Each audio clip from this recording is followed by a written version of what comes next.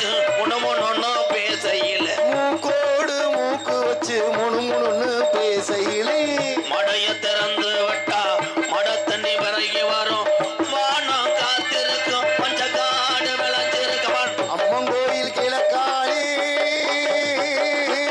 அன்னவயமே காளி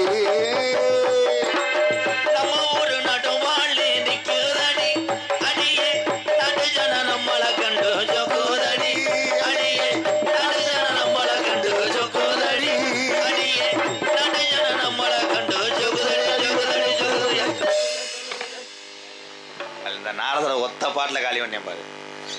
இவ்வளவு நேரம் உள்ள வந்து பாலசுப்ரமணியம் போன் அடிச்சு லிட்டிஸ் எழுதிட்டு இருந்தேன். That is my better half. பேட்டாரா மயிர புடுங்களா. கேள்வி கேட்ட நபர் இப்ப கேட்கலாம். எத்தனை கேள்வி வேணா கேட்கலாம். எல்லாத்துக்கும் பதில் சொல்லுவேன். கேள்விக்கு பஞ்சமா பதிலுக்கு பஞ்சமா? உயிர் உள்ள ஜீவன் மசுருண்டே. கண்ணுக்கு தெரியாது இது டொங்காஸ்.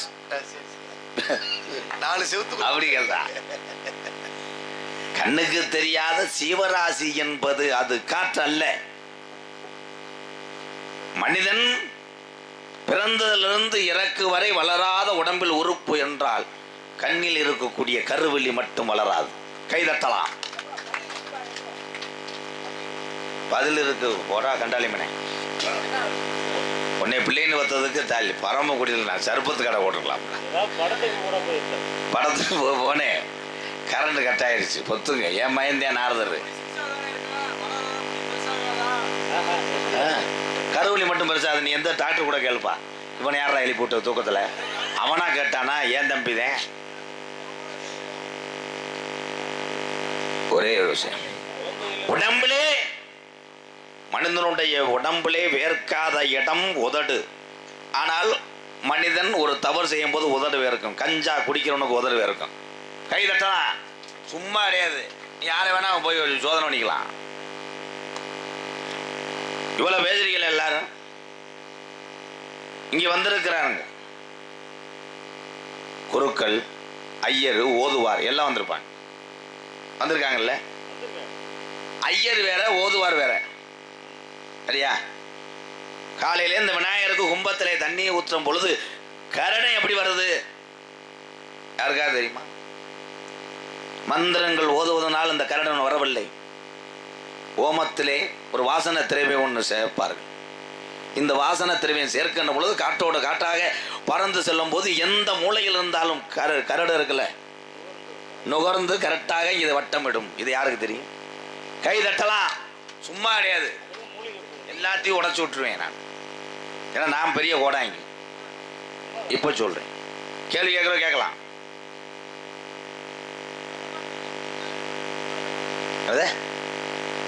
ஆமா, மாநாடுதான் போடுறாங்க.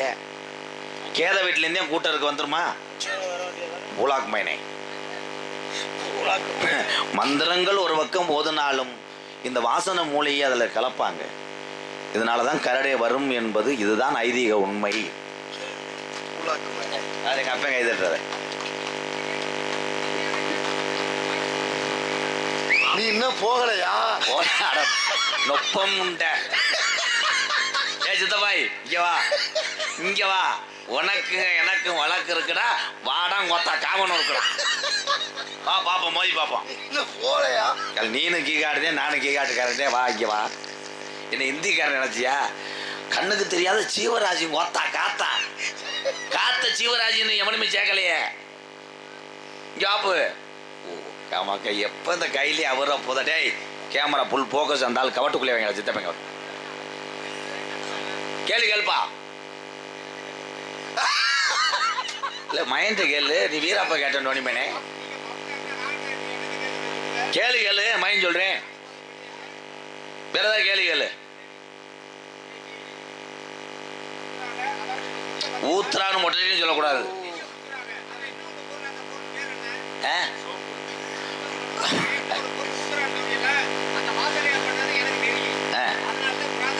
சரி வராது. அதை ஊத்துறதுக்கு இன்னொரு பொருள் கரண்டி. உடனே போட்ட பையனு அடா இல்லையா? இருனே எங்க சிதம்பரம் மையங்களுக்குள்ள 1008 இருக்கேன். என்னப்பா மொத்தம் ஈரு கரண்டி வச்சு ஏப்பா அது பலகையில் செஞ்சிருப்பாப்பா அந்த கரண்டி. ஆமாப்பா ஆமாப்பா ஆமாப்பா அகப்பை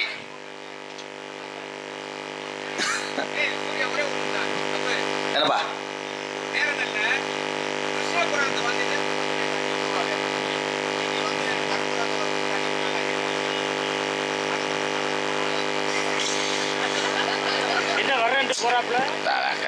அப்துல் கலாம் ஐயா செத்தது காரணம் நீதான். கண்டுபிடிப்பு சோழியை முடிச்சு விட்டாப்ல. இருப்பா ஏப்பா ஏப்பா நீ போயிடுறது நல்லது. நீ காவன்னூர்ல இருக்கவே கூடாது. நீ ஆங்காங்கு நாளைக்கு உன்னை டெல்லி அனுப்புறேன். கல்லா பிறந்து ஒரே ஒரு விஷயம் சிம்பிளா சொல்றேனே, கதவாளி பார்த்திருப்பிய எல்லாரும் கிராமத்தில் உள்ளவர். நான் வேட்டையான்னு வந்தான்டா, இப்போ பாரஸ்னால விட்டேன்டா. உண்மைதான், போய் இதில் என்ன பொய் இருக்கு? அதிகாரியை சொன்னதுனால விட்டேன். இப்பயும் வேட்டை நாய் தான் வச்சிருக்கேன். அன்பாளையத்தில் 7 நாய் வேட்டை நாய் தான் சிமிப்பாரு. இந்த கதவாளி பார்த்துருக்கீங்களா எல்லாரும்? இது மண்ணு தரைக்கு தகுந்த மாதிரி பகுதிக்கு தகுந்த மாதிரி நிறம் மாறி கிடக்கு. உண்மை தானே? சாயல்குடி பக்கம் போய் பாரு, கண்ணன் கரையன்னு இருக்கேன். இப்போ நம்ம ஏரியாவில் போய் பாரு, ஒரு சிவப்பு நேரத்தில் இருக்கும் கதவாளி. அந்த மாதிரி தான் கல்லாப்பிறந்து என்று சொல்லக்கூடிய அந்த கருடே ஒவ்வொரு பூமிக்கு வருகின்ற பொழுது நிறம் மாறி வரும். அது எல்லாமே கிருஷ்ணனுடைய வாகனம் தான். நீ போறது நல்லது. நீ காலையில பரம்பக்குடியில் தாலி உனக்கு தகடு வைக்கலையே நான் பாரு. அறிவு சார்ந்த விஷயங்கள். தை பிறந்தா வழி வரக்க முடியும். எப்படி நம்ம என்ன பண்றோம்? மூட நம்பிக்கையா எல்லாரும் தை பிறந்துருச்சு ஜோசியரை தேடுறான். பட்டுக்கோட்டில் ஒரு ஜோசியர் இருக்காரு, அறந்தாங்கில் ஒரு ஜோசியர் இருக்காரு, நல்லா சொல்றாருன்னு எல்லாரும் ஜாதகத்தை தூசியை உதறி மஞ்சப்பையில கட்டிக்கிட்டு போறேன். அது கிடையாது. தை பிறந்தா வழிவரக்கும்னா எப்படி வச்சானா, ஒவ்வொரு கிராமத்து கம்மாய்க்குள்ளேயும் குறுக்கு பாதை ஒன்று இருக்கும். அந்த பாதையிலே கம்மாயிலே தண்ணி இல்லாத போது இந்த மக்கள் எல்லாம் நடந்து நடந்து அந்த பாதையிலே தடம் பட்டு அது பாதையா இருக்கும். அப்ப மழை பெஞ்சிரும். மழை பெஞ்சா கம்மா பெருகிறோம், பாதை முழுவதும் நீரில் மூழ்கிறோம். தண்ணியை வயக்காட்டில் பாய்ச்ச பாய்ச்ச பாய்ச்ச பாய்ச்ச தண்ணி வத்திக்கிட்டே வரும். தை மாதம் சுத்தமாக வத்திரும். அப்போ அந்த பாதை மறுபடியும் புது பாதையாக மாறிடும். அதனாலதான் தை பிறந்தா வழிவரக்குன்னு சொன்னாங்க முப்பாட்டேன். பந்திக்கு முந்து படைக்கு பிந்துன்னேன். நிறைய பேர் சொல்லுவாங்க, பந்திக்கு முந்தனம்னா அன்னதானம் போடுறதுக்குள்ள முதல் பந்தியில் உட்காரணும், சோறு கிடைக்காது, வெஞ்சனம் கிடைக்காம நீ நினச்சிக்கிற. அதே மாதிரி சண்டை வந்தா போகக்கூடாதுனா கேசிக்க போய் ஆயிரும்னு நினைக்கிறேன். அது கிடையாது. பந்திக்கு முந்து படைக்கு பிந்துனா, பந்திக்கு இந்த கை முந்தும் சோத்த எப்படி அல்லும், படைக்கு பிந்தும்னா வெள்ளம்பு பிந்தும்டாங்க. கை தட்டலாம், இன்னும் என்ன வேணும்? ஆரம்பத்திலே எங்க வாத்தியார் மணி ஐயா எனக்கு நாரதருக்கு தான் பாடம் எழுதினார். அப்புறம் எங்க அப்பாட்ட சொன்னார், இவன் பொம்பளை வயசா எல்லாத்துக்கும் நல்லா பொருத்தமா இருப்பேன், இவன் பேசும் போதே நமக்கே சிரிப்பு வருதுடா, இவனுக்கு எதுக்கு நாரதருக்கு எழுதணும், இவன் கோமாளியாக இந்த உலகத்துல ஒரு நடிகனா வருவன் என்று தீர்மானித்தார் என் வாத்தியார். எனக்கு விஷயம் தெரியும், நான் பேசுறது இல்லை. பேசுறது இல்லைன்னா ஒவ்வொரு நடிகனுக்கு ஒரு திறமை இருக்கு. இப்போ கொஞ்ச நேரத்தில் மணிகண்டனை கூட நான் பேசி மேடையில் அசிங்கப்படுத்தலாம், கேவலப்படுத்தலாம். அது நடிகனுக்கு அழகு அல்ல. அவனுக்கு தெரிஞ்ச விஷயம் எனக்கு தெரியாது, எனக்கு தெரிஞ்ச விஷயம் அவனுக்கு தெரியாது. ஆக மொத்தத்திலே வயிறு பசி என்பது ஒன்று. எல்லாரும் நல்லா இருக்கணும். வாழ்த்துக்கள் வாழ்த்துக்கள். போயிட்டு இதெல்லாம் எங்கடா உட்காந்து யோசிக்கிற? இன்னும் நிறையா இருக்குடா. புதுசா சொல்லவா? அவுத்துண்ணே நிறையா இருக்கு, அதெல்லாம் போய் சொல்ல முடியாது. அன்றைய காலத்தில் சுகரு பிரஷரு இருந்துச்சா? கிடையாது. கேள்விப்படல. நம்ம ஐயாவுக்கு இருந்திருக்காது, ஐயாவோட அப்பாவுக்கு இருந்திருக்காது. ஏன் இல்லை அப்படின்னா, அன்றைய காலத்திலே அந்த மனிதர்கள் உயிருக்கு யாரும் பயந்ததாக இல்லை. கை தட்டலாம், உயிருக்கு பயப்பட மாட்டாங்க. அப்பெல்லாம் இந்த நாய் இருக்குல்ல, எல்லார் வீட்லையும் கிராமத்தில் ஏன் நாய் வளர்க்குறாங்க தெரியுமா? மனிதனுக்கு வரக்கூடிய தீமைகளை பூரம் இந்த வாயில்லாத பைரவர் என்று சொல்லக்கூடிய நாய் ஏற்றுக்கொள்ளுமா? உலகம் தோன்றிய காலத்திலே ஒவ்வொருத்தருக்கு ஒவ்வொரு வேலையை கொடுத்தான் சிவபெருமான். பிரம்மனுக்கு படைப்புக்கு வேலையை படைச்சுக்க, யமனுக்கு உயிரை கொடுக்கக்கூடிய வேலை. அவ பூலோகத்தை நோக்கி யமன் வரேன், எங்க பார்த்தாலும் விவசாய மக்கள், வயதானவர்கள், பாசகயிறை வீசுறாரு யமே. ஆனா உயிரை பிடிக்க முடியல. இந்த நாய்க்கு பேசும் சக்தி இருக்கனால போய் சொல்லி போருமா தன்னுடைய உரிமையாளர்கிட்ட, யமே வர்றேன், வரம்பக்குடி வந்துட்டேன், இளையாங்குடி வந்துட்டேன், இந்த ஊருக்கு வந்துட்டேன், உன்னை பிடிக்க போறேன் அப்படின்னு சொன்னோடனே இவன் சுதாரிச்சுக்குருவாங்களாம். அப்போ விறுவிறுன்னு போனாரு யமே சிவனை பார்த்து, சிவபெருமானே எல்லாத்துக்கும் ஒரு வேலையை கொடுத்து அவங்க வேலையை சரியா செய்யறா, ஏன் வேலையை செய்ய முடியல, என்னையம்மா பூலோகத்தில் போய் மனித உயிரை பிடிக்க போறேன், இந்த வாய் பேசக்கூடிய பைரவர் என்று சொல்லக்கூடிய நாய் போய் சொல்லி கொடுத்துருது, எந்த உயிரை பிடிக்க முடியல. அப்பொழுதுதான் சிவபெருமான் சாபமிட்டார், இது பைரவரே, இன்றிலிருந்து நீ பேசாம இருப்பாயாக. அதனாலதான் நாய் பேசாது. நாய்க்கு மற்ற எல்லாமே இருக்கும். 12 வருஷம் வெளிநாட்டில் நீ வேலை பார்த்துட்டு வந்தாலும் 1000 பேருக்கு மத்தியிலே தன்னுடைய உரிமையாளரை சரியாக மோந்து வாத்து வாலாட்டும். அதுதான் இந்த நாய்க்குள்ள சக்தி. வாழை மரம் எது கட்டுறாங்க? ஒரு மஞ்சள் மரத்தை வெட்டி கட்டியிருக்கலாம், முள்ள வெட்டி கட்டியிருக்கலாம், சில பேர் கொடுத்தனமா போய் கல்ல அடிச்சு போறோம். புளிச்சக்கரையை கட்டியிருக்கலாம், என்னது அகத்திக்கரையை கூட கட்டியிருக்கலாம். எல்லா சுப நிகழ்ச்சியிலையும் எதற்காக வாழை மரம் கட்டுறாங்க? வாழை மரம் கட்டுறதுக்கு முன்னாடி மை செட்டு ஏன் போடுறாங்க தெரியுமா தம்பி?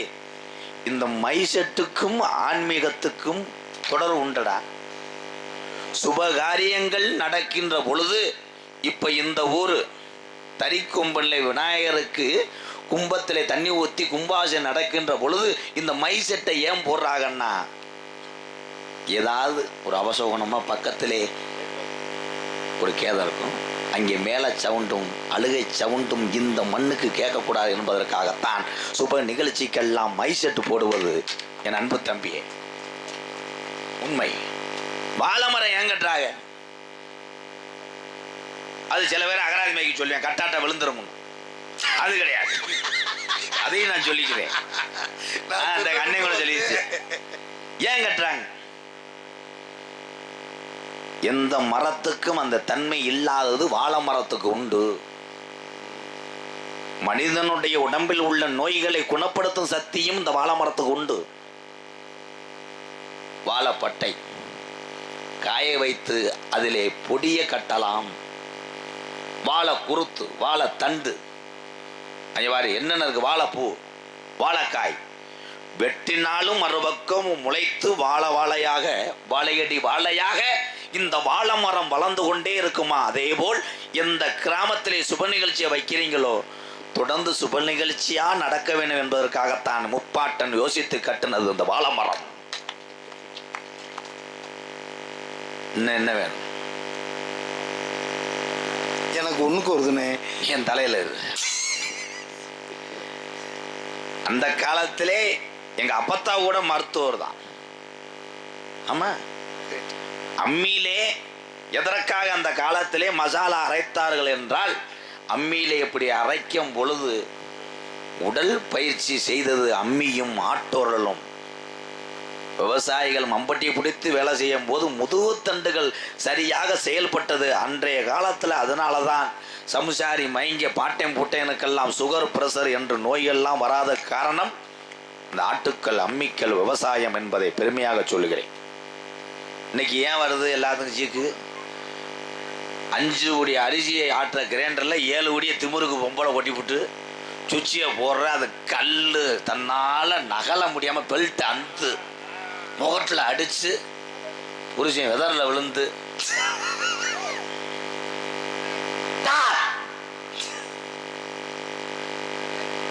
அறிவு. என்னப்பா நீ இன்னும் போகலையா? வாஷிங் மிஷின் எதுக்கு போடுறாங்கன்னா உன்னை கொண்டு போய் அரைக்கிறதுக்கு. இன்னும் நீ போலையா? இப்பல இருந்து தெரிஞ்சு வச்சு நீ எப்படி ஆளுன்னு அது நடு ரோட்ல உட்கார கண்டமாடா பேப்பயமே. ஏன் அதுக்கு பேரு வாஷிங் மிஷின்? வாஷிங் அப்படின்னு என்பது துவைப்பது. துணிகளை கரைகளை நீக்கும் கருவிதான் அதற்கு உண்மையான பெயர். Washing machine. சரிதான மக்காளி? நீ மரியாதை போறது நல்லது. போலீஸில் போய் சொல்லிடுவேன், சார் பாலியல் வன்கொடுமை பண்றேன். ஹலோ, எக்கோ எக்கோ ஒரு 2 கிராம் இருக்குமா?